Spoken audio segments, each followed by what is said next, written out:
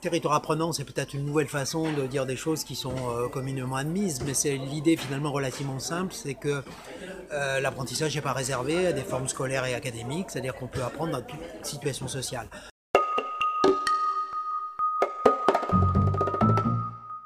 Donc l'enjeu pour un territoire, c'est mettre à la fois à disposition des ressources qui sont potentiellement apprenantes pour tous les citoyens du lieu et trouver des formes et des modalités qui soient accessibles pour tous. Donc il y a derrière l'idée de territoire apprenant l'idée d'une espèce de forme de communauté de ressources dans laquelle on pourrait permettre à chacun d'accéder à des ressources à la fois pour apprendre mais à la fois peut-être pour construire des projets dans lesquels la nécessité de développer des compétences est un enjeu pour le territoire lui-même.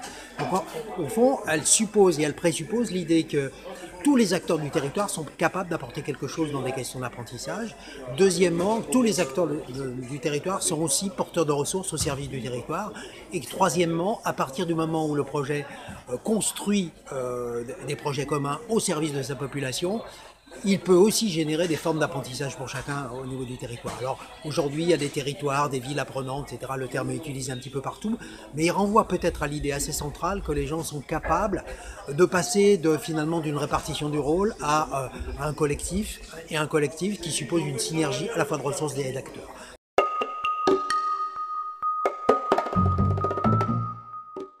Alors pourquoi les tiers-lieux? Alors c'est Denis Christol qui dit très justement que les lieux sont révélateurs d'une certaine conception de l'apprentissage. Et quand il compare finalement les différents lieux qui ont évolué depuis le Moyen-Âge, il dit allez dans un amphithéâtre d'une université, vous allez voir que les lieux n'ont pas changé.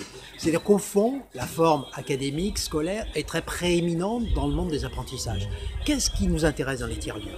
C'est que la première des choses, c'est que ce sont des lieux qui par nature ne sont pas dédiés à un savoir particulier, mais qui sont plutôt dédiés à la fabrication du lien, à la fabrication tout court, à la possibilité de rencontrer d'autres gens, d'utiliser des ressources. C'est des lieux ouverts, c'est des lieux dans lesquels il y a une forme d'éphémère qui peut correspondre aux nouveaux usages, dans lesquels, au fond, je peux être à la fois contributeur de ressources et aussi recevoir des ressources. C'est-à-dire, d'une certaine façon, le lieu, si on pense à son agencement, peut être porteur de mécanismes d'apprentissage qui sont sans doute plus corrélés aux nouveaux usages aujourd'hui que ne l'est la forme scolaire académique. Et on voit bien qu'ils remettent aussi au cœur des questions d'apprentissage la question du faire ensemble.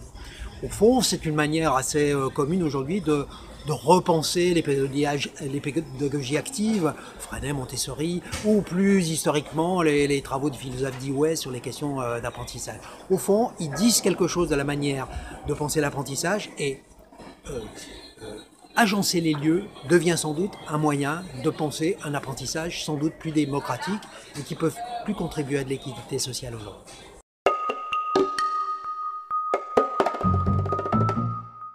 C'est toute la question, c'est-à-dire qu'au fond on voit se développer des nouvelles formes d'apprentissage, par exemple ce qu'on appelle la pédagogie, c'est-à-dire l'apprentissage par les pairs, qu'on voit beaucoup se développer notamment dans les Fab Labs, ce qui veut dire que la question du savoir savant et de la modalité transmissive ne sont plus l'unique modalité d'accès au savoir.